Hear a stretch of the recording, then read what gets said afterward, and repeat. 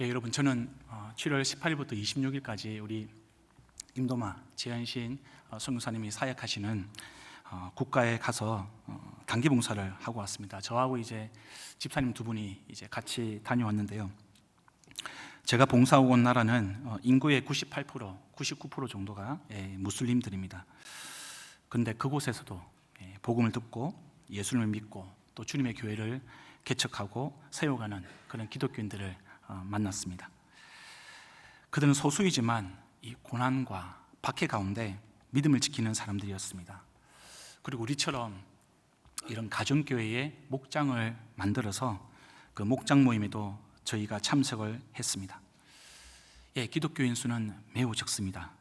수는 적지만 그러나 그분들은 혼자서 예수님을 잘 믿는 것으로 끝나지 않고요, 기꺼이 자원해서 복음 전도자의 길을 걸어가는 성도들이었습니다. 오히려 그래서 제가 더 은혜 받고 영적인 도전을 받고 돌아왔습니다.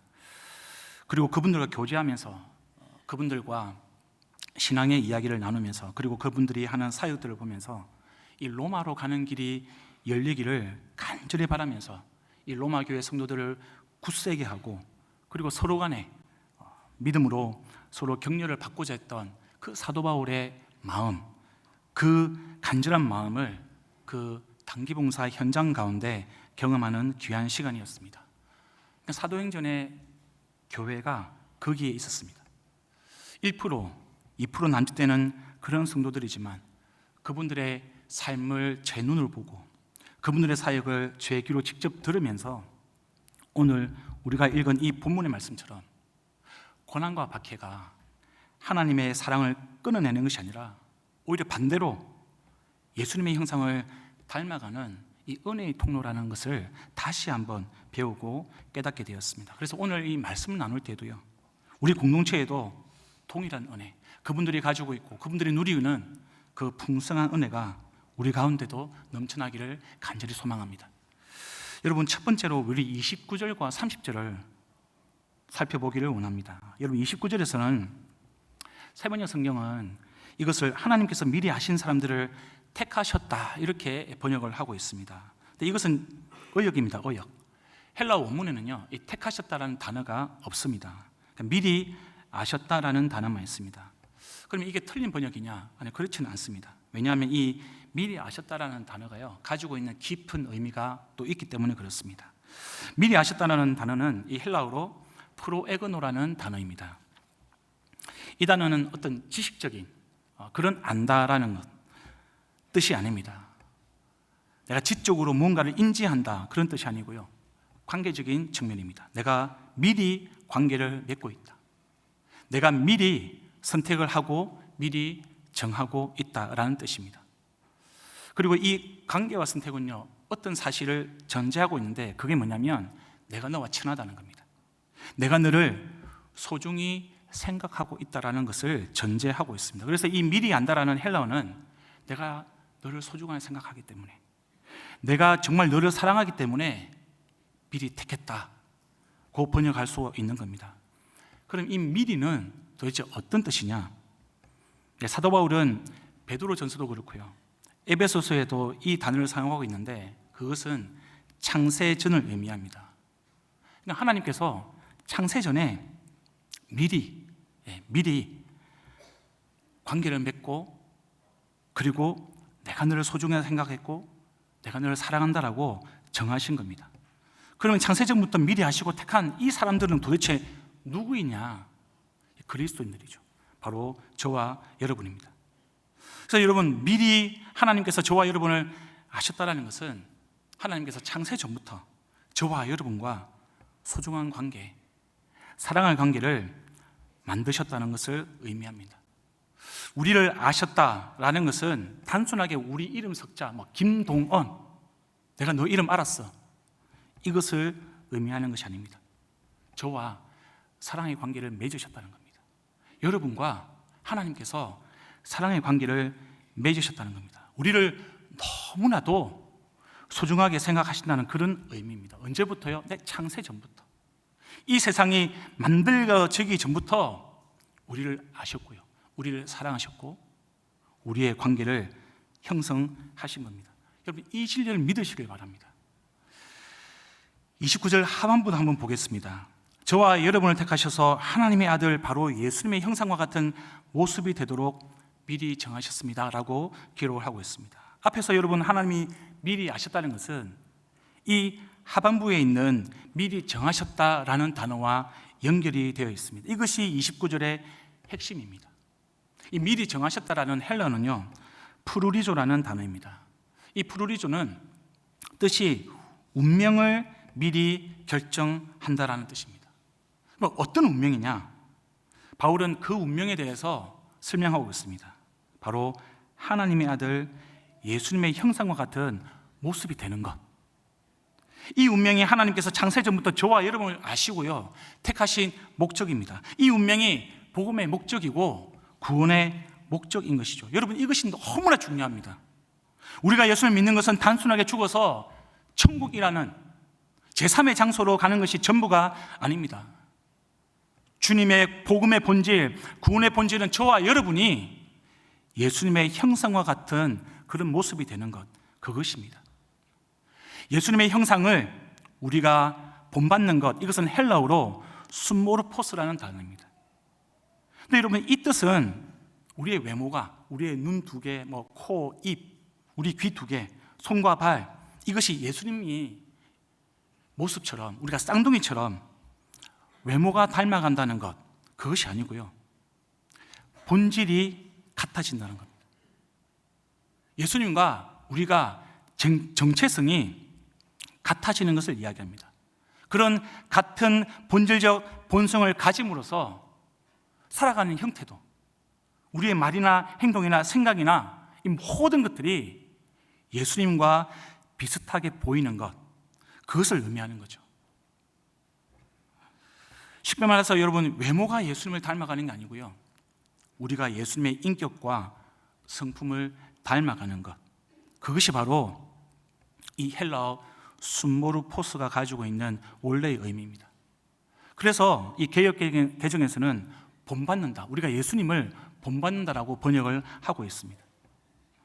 이것이 복음의 목적입니다. 이것이 구원의 목적입니다.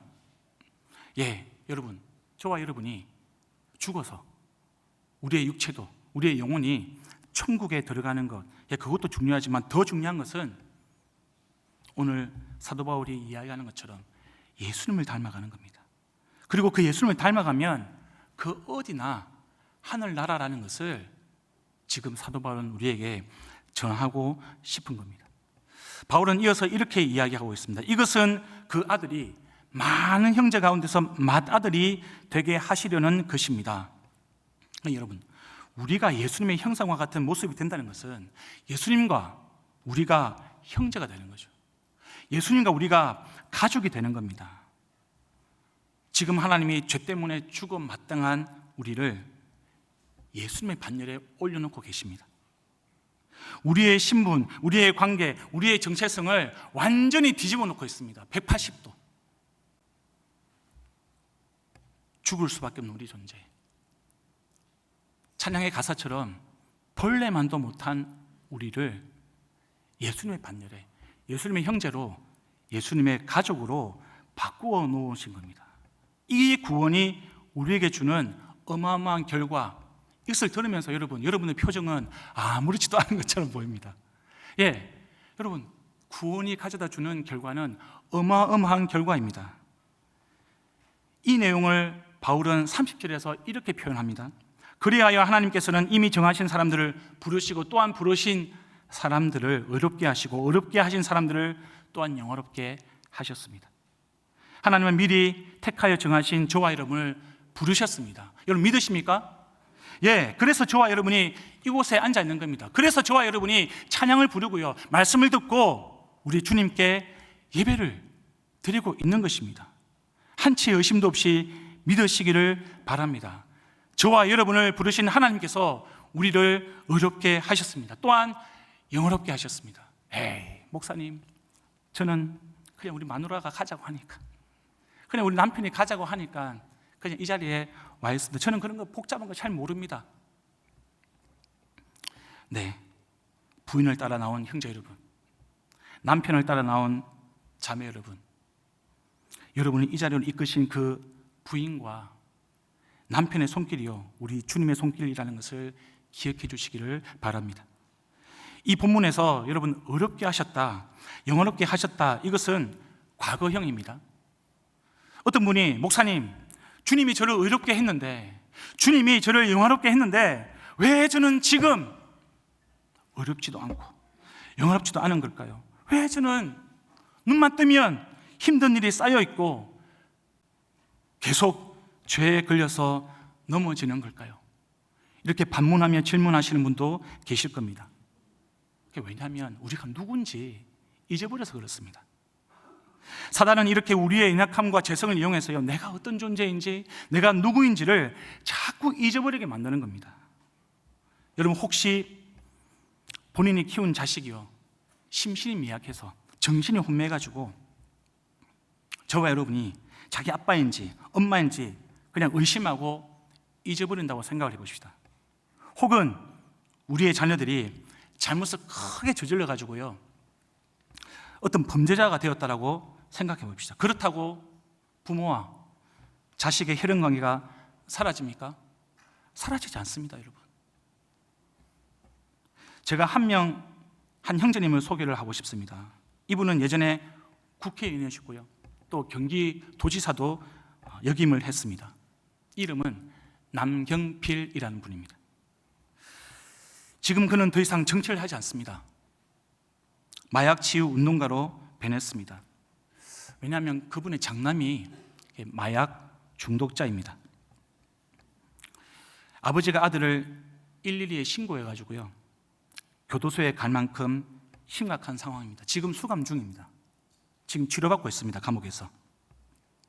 그런데 원래 이 아들이 착했다고 합니다. 수원에서 유명한 기독학교를 다녔습니다. 그리고 네 꿈이 뭐냐 물으면 목사가 될 겁니다, 이렇게 대답을 하는 아들이었습니다.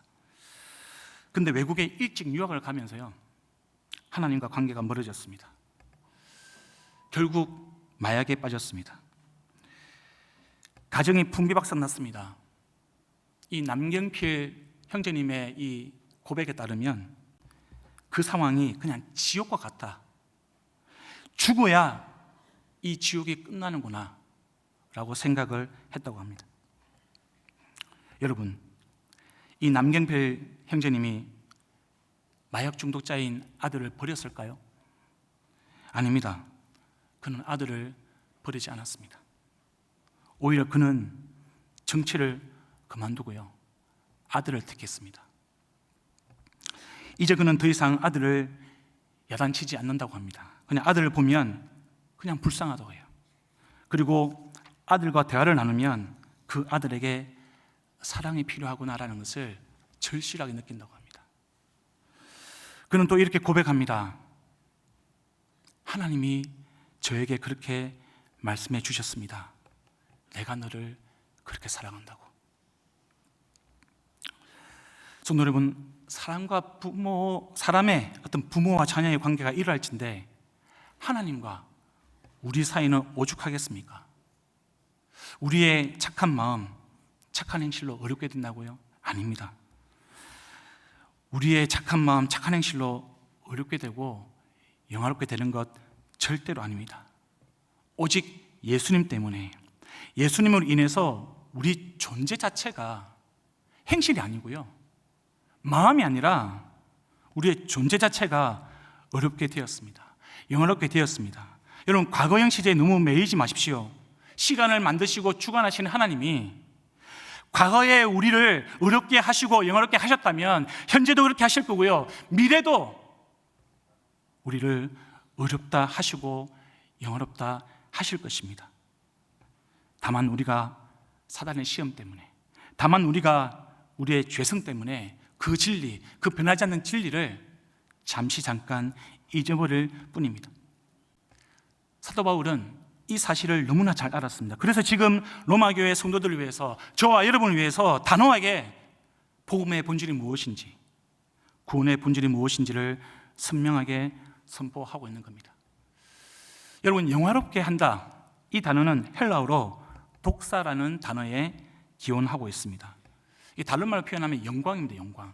그러니까 우리를 빛나게 하고요, 아름답게 만들겠다라는 하나님의 작정입니다. 원래 이 단어는 사람에게 쓰는 단어가 아니고요, 하나님과 사람 사이에서 하나님에게 쓸 수 있는, 하나님을 표현하는 그런 신적인 용어입니다. 근데 여러분, 하나님이 이제 그것을 당신이 구원하신 인간에게, 사람에게 이 단어를 사용하고 계시는 겁니다. 그만큼 하나님께서 우리를 당신처럼 빛나게 하시고요, 아름다운 존재로 만들겠다라는, 삼으셨다라는 그런 선언이죠.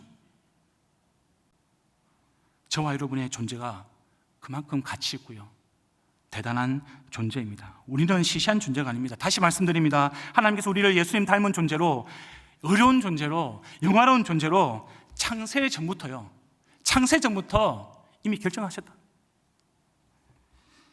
예수 그리스도를 통하여서 우리는 완전히 변화되었습니다. 이것이 복음의 능력입니다. 이것이 구원의 능력입니다. 여러분, 우리가 연약할 때, 우리가 죄에 걸려 넘어질 때 이 진리가, 이 복음의 능력이, 이 구원의 능력이 변할까요? 사라지는 걸까요? 아닙니다. 그러니 여러분, 저와 여러분이 예수님을 의지해서, 다른 것이 아니라 예수님을 의지해서 절대 흔들지 말고 이 진리를 붙들고 믿음으로 살아가기를 우리 주님의 이름으로 축복합니다. 여러분, 31절과 39절 우리 함께 보도록 하겠습니다. 이제 사도 바울은 31절부터 36절까지 엄청난 구원의 역사에 대해서 반문하는 방식으로, 그런 형식으로 감히 어떤 말로도 설명할 수 없는 그런 경외심을 나타내고 있습니다. 아마 여러분들도 경험할 겁니다. 우리가 어떤 자연 속에서 상상 이상의 놀라운 광경을 우리가 접하다 보면 그냥 입이 떡 벌어지고요, 그냥 와라는 감탄사밖에 안 나오는 그런 상황, 그런 장관들을 여러분이 경험을 했을 겁니다. 저도 있습니다. 그냥 어떤 수식을 붙일 수가 없는 거죠. 어떤 단어도 표현할 수가 없습니다. 그래서 마주하는 그 대자연에 우리가 경외심을 가지는 거죠. 우리가 자연 하나에도 이런 경외심을 가질 수가 있는데요, 지금 사도 바울의 마음은 그 정도 수준의 감격과 감동이 아닙니다. 비교조차 안 되는 거죠, 여러분. 그래서 사도 바울은 그 마음을 연속적으로 반복해서 자문자답하는 형식으로 지금 복음과 하나님의 사랑에 대해서 강조하고 반복해서 우리에게 메시지를 전하고 있는 것입니다. 하나님께서는 저와 여러분도요, 이 로마서를 기록하고 있는 사도 바울처럼 우리의 구원과 하나님의 사랑에 대해서 확고한 믿음을 선언하기를 원하십니다. 우리가 믿음으로 함께 아멘으로 선포해 보면 좋겠습니다. 여러분, 우리를 택하시고 부르시고 어렵게 하시고 영업게 하신 하나님이 우리 편이시기 때문에, 다른 누구의 편이 아니라 우리 편이시기 때문에 우리에게 더 이상 대적이 있을 수가 없습니다. 믿으십니까? 예, 아멘입니다. 자기 아들 아끼지 않으시고요, 우리 모두에게 내어주신 하나님이 그와 함께 모든 것을 선물로 거저 주셨다는 것을 믿으십니까? 예, 아멘입니다. 하나님이 택하신 저와 여러분을 감히 고발할 존재가 이 세상에 존재하지 않습니다. 그것을 믿으십니까? 예, 믿습니다. 또한 이 세상에 존재하는 그 어떤 것도요, 우리를 그리스도의 사랑에서 끊을 수 없다는 것도 여러분 믿으십니까? 네, 아멘입니다. 그 어떤 고난도, 그 어떤 환난도, 박해도, 굶주림도, 헐벗음도, 위협도, 칼도, 죽음이라 할지라도 우리를 그리스도의 사랑에서 끊을 것이 존재하지 않습니다. 그런데 성도 여러분, 문제는 우리가 현실 속에 대적을 만날 때요, 두려움에 빠진다는 겁니다. 대적이 하나님보다 더 커 보입니다. 하나님께서 그 아들과 함께 우리에게 필요한 모든 것들을 공급해 주시는데, 내가 원하는 것을 내가 가지지 못할 때, 내가 가지고 있는 것을 어느 순간 빼앗기거나 사라질 때 우리는 하나님을 원망하고 그분의 사랑을 의심하기 시작합니다. 하나님께서 우리를 창세전부터 택하시고 우리를 부르시고 어렵다 하시고 영원없다 하셨음에도 불구하고요, 우리의 부족함, 죄성을 가지고 세상과 사단이 이렇게 흔들고 저렇게 흔들면 거기에 빠져서 내가 누구인지 잊어버리고 세상 사람들과 하나 다를 것 없이 생각하고 판단하고 똑같이 행동하며 살아가는 사람이 되기도 합니다. 때로는 우리는 우리 자신의 약함과 죄 때문에 끊임없이 자책하고요, 후회하고 스스로를 정죄하기도 합니다. 무엇보다 여러분, 인생 가운데 환난과 박해와 굶주림과 죽음을 만날 때 우리가 영원할 줄만 알았던, 그렇게 믿었던 하나님 사랑이 어느 순간 영원하게 느껴지지 않고요, 심지어 하나님과의 사랑이 끊어진 것처럼, 단절된 것처럼 느끼는 우리 자신을 발견하곤 합니다. 이것이 왜 그럴까? 우리 안에 남아있는 죄의 본성 때문입니다. 우리를 삼키기 위해서 돌아다니고 있는 사단의 시험 때문입니다. 아담과 하와가 빠졌던 바로 그 죄의 길이고요, 그 사단의 시험입니다. 이런 우리를 향해서 사도 바울은 절대로 그렇지 않습니다 라고 단호하게 이야기하고 있습니다. 그 이유가 무엇입니까? 네, 오직 예수 그리스도. 우리의 공로가 아니고, 우리의 의가 아니라, 우리의 행실과 우리의 말과 우리의 마음이 아니라 오직 예수 그리스도, 그분 때문입니다. 그런데도 사단은 끊임없이 우리가 만나는 대적, 결핍, 고발, 정죄, 죽음과 고난을 통해서 하나님의 사랑은 영원한 것이 아니야, 하나님의 사랑은 끊어낼 수 있어 라고 우리에게 속삭이고 있습니다. 그 속삭임에 따라서, 아니 정말 하나님이 살아계신다면, 하나님의 사랑이 정말 영원하다면, 하나님이 정말 사랑의 하나님이라면 나에게, 우리 가족에게 왜 이런 일이 일어날 수 있는가? 하나님 뭐 하시나? 하나님 정말 살아계신 사랑의 하나님이신가? 원망하게 만듭니다. 여러분, 이때 붙들어야 할 진리가, 하나님은 자기 아들 예수 그리스도를 아끼지 않으시고 우리 모두를 위해서 내어주심으로써 우리의 의심과 원망과 두려움을 한 번에 무력화시켰다는 겁니다. 여러분, 질문 드리겠습니다. 저도 그렇고요, 여러분도 그렇고요, 다른 사람을 위해서 우리 자녀를 내어줄 수 있는 분이 이 가운데 계십니까? 저와 여러분 가운데 다른 사람을 위해서 내가 사랑하는 아들과 내가 사랑하는 딸을 내어줄 수 있는, 죽음으로 내어줄 수 있는 분이 이 자리에 있습니까? 없습니다, 여러분. 그래서 우리는 예수 그리스도 앞에서 우리의 모든 의심, 모든 원망, 모든 분노가 그 어떠한 합당한 이유를 가지지 못하는 겁니다. 우리에게 남는 것은요, 오직 그분을 믿느냐 믿지 않느냐, 그분을 사랑하느냐 사랑하지 않느냐, 그분을 따르느냐 따르지 않느냐, 이 믿음과 순종과 사랑의 문제가 우리 앞에 놓여져 있는 겁니다. 그래서 여러분, 사도 바울이 지금 38절에서 나는 확신합니다, 나는 확신합니다 이렇게 선포하고 있는 것입니다. 여러분, 재차 사도 바울이 39절에서 확신하고 있는 것이 어떤 내용입니까?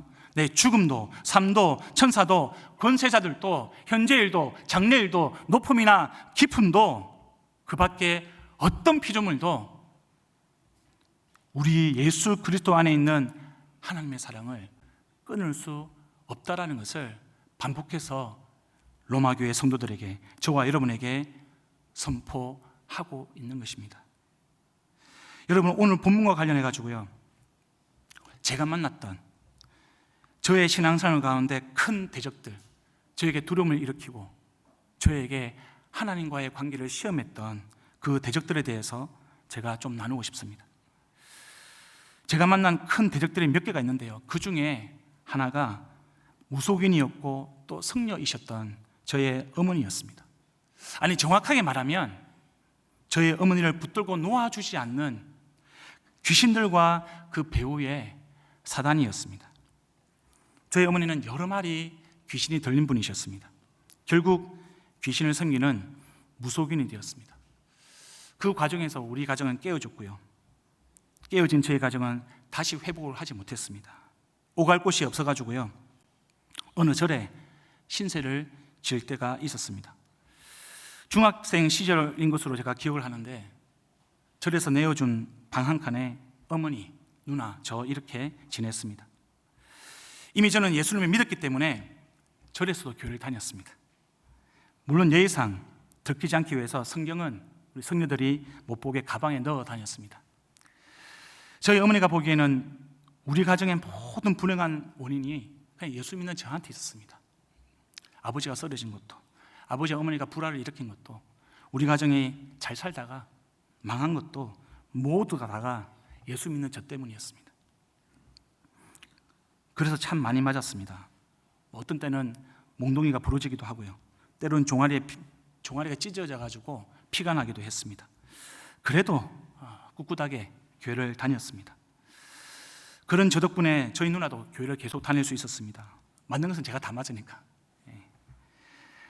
근데 여러분, 차라리 맞을 때가 더 나았습니다. 어느 날 어머니가 저를 부르시더니요, 이렇게 말씀하셨습니다. 네가 말로 설득을 해도 안 되고 몽둥이로 때려도 안 되는데 엄마도 더 이상 안 되겠다. 너 때문에 하는 일마다 안 된다. 내 몸도 아프고 내가 그래서 일도 못한다. 네가 계속 예수를 믿고 교회를 다니면 결국 이 절에서도 쫓겨난다.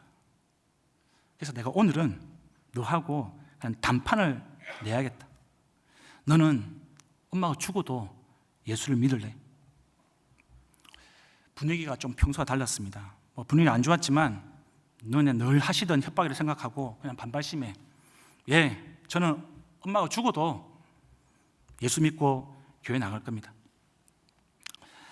평소 제가 이런 대답을 하면 뭐라도 하나 날아올 텐데 그날은 그렇지 않았습니다. 어머니가 들으시더니 그래? 알았다. 나가봐. 저는 혹시라도 맞을까 봐 얼른 나와가지고요, 절 밖에 서 있었습니다. 한 5분쯤 지났을까요? 누나가 막 고함을 지르더니 울면서 저한테 달려왔습니다. 제가 나오고 나서 저희 어머니가 전깃줄에 목을 매신 겁니다. 다행히 누나가 빨리 발견해가지고요, 어머니 생명에는 아무 지장이 없었습니다. 그때는 몰랐지만 나중에 시간이 지나고 나니까 주님이 저희 어머니의 생명을 보호하셨다라는 생각이 들었습니다. 그때 서 있는 저에게 누나가 와서 이렇게 말했습니다. 동훈아, 네가 교회 계속 다니면 엄마 저러다가 진짜 죽는다. 어른들 때까지 교회를 나가지 말자. 그냥 마음으로 믿다가 다 커서 우리가 독립하면, 어른이 되고 나면 그때 다시 나가면 되잖아. 제가 대답했습니다. 누나, 나는 그렇게는 못하겠다. 나한테는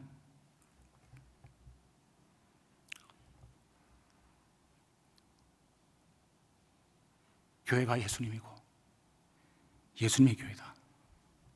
나는 교회 가서 기도하지 않으면, 내가 하나님께 엎드려 울부짖지 않으면, 내가 하나님께 예배드리지 않으면 나는 예수님을 부인하는 사람처럼 생각된다. 나한테 주일에 교회를 나가지 말라는 것은 예수님을 부인해라, 이 말 하는 거랑 똑같은 거다. 누나와 이런 이야기를 나누면서 참 같이 많이 울었습니다. 이후에도 고난은 계속 있었고요, 결국 저는 오랜 고민과 기도 끝에 출애굽하는 마음으로 서울로 진학을 했습니다. 그리고 어머니는 그 절에 주지스님의 도움으로 비구니가 되셨습니다. 네, 여러분, 이런 과정들을 통해서 돌이켜보면 역설적으로 고난, 박해라는 것이요, 저의 믿음을 성장시켰다는 것을 나중에 깨달았습니다. 이런 고난과 박해를 통해서 저의 믿음이 단단해졌다는 것을 하나님은 깨닫게 하셨습니다. 그것도 부족해서 하나님은 지금도 저의 인생을 만지시고 계십니다. 지나온 인생의 여러 실패와 또 관계에 있어서의 어려움들을 통해서 하나님은 저의 인격을 다듬으셨습니다. 지금도 진행 중입니다. 비록 시간이 오래 걸렸지만 저희 어머니도 재작년에 우리 교회 예수영접 모임에 오셨고요, 예수님을 구주로 영접하셨습니다. 아마 여러분 성도님들 가운데 저보다도 더 힘든 고난과 박해를 받으신 분도 계실 겁니다. 어쩌면 지금 그 시기를 지나고 계시는 분도 계실 겁니다. 너무 높은 파도로 인하여서 두려움이 생기고, 너무 높은 파도로 인하여서 내가 어찌할 바를 모르고 그냥 죽을 것만 같은, 아니 그냥 죽고 싶은 그런 마음을 가진 분도 계실 겁니다. 사랑하는 성도 여러분, 우리가 이 말씀을 기억해 주시기를 부탁드리겠습니다. 로마서 8장 17절 말씀인데 우리 같이 한번 읽어보겠습니다. 시작. 자녀이면 상속자이기도 합니다. 우리가 그리스도와 함께 영광을 받으려고 그와 함께 고난을 받으면 우리는 하나님이 정하신 상속자요 그리스도와 더불어 공동 상속자입니다. 빌립보서 3장 10절 다 같이 읽겠습니다. 시작. 내가 바라는 것은 그리스도를 알고 그분의 부활의 능력을 깨닫고 그분의 고난에 동참하며 그분의 죽으심을 본받는 것입니다. 여러분 아멘입니까? 예, 아멘 하셔야 됩니다. 믿음으로 아멘 하셔야 됩니다. 왜냐하면 이것이 하나님의 말씀이기 때문에 그렇습니다. 고난의 시간은 주님을 본받는 시간입니다. 주님을 닮아가는 시간입니다. 주님께 더 가까이 나아가는 시간이고요, 더 간절하게 기도하고 더 깊이 의지하는 시간입니다. 그래서 여러분, 고난도, 박해도, 삶도, 죽음도, 그 어떤 피조물도요, 우리를 우리 주 예수 그리스도 안에 있는 하나님 사랑 안에서 끊을 수가 없는 것이죠. 아니 오히려 반대로 여러분, 우리는 고난을 통해서 하나님의 그 끊을 수 없는 사랑을 깊이 체험합니다. 그 사랑의 힘으로 우리 예수님의 모습을 닮아가는 것입니다. 그래서 여러분, 성도에게 있어서, 저와 여러분에게 있어서 고난이라는 것은 하나님의 복입니다. 하나님의 은혜입니다. 안대욱 선교사님, 배영기 목사님, 심선민 형제님의 순교가 우리에게 무엇을 가르쳐주고 있습니까? 바로 이것이죠. 바로 이것이죠. 이 세 분의 순교를 통하여서 우리는 고난을 통하여 예수님을 닮아가는 것이 어떤 것인지를, 그것이 은혜요, 그것이 복이라는 것을 배우는 겁니다. 경험하는 겁니다. 성도 여러분, 우리 한 사람 한 사람도, 우리 가족도, 우리의 모든 목장 식구들 한 명 한 명도요, 이 사도 바울처럼 매일매일 매 순간순간 이 하나님의 끊을 수 없는 사랑을 확신하고 흔들리지 말고 예수님을 본받는 그 복음의 능력으로 충만하기를, 차고 넘치기를, 풍성하기를 우리 주님의 이름으로 축원드립니다.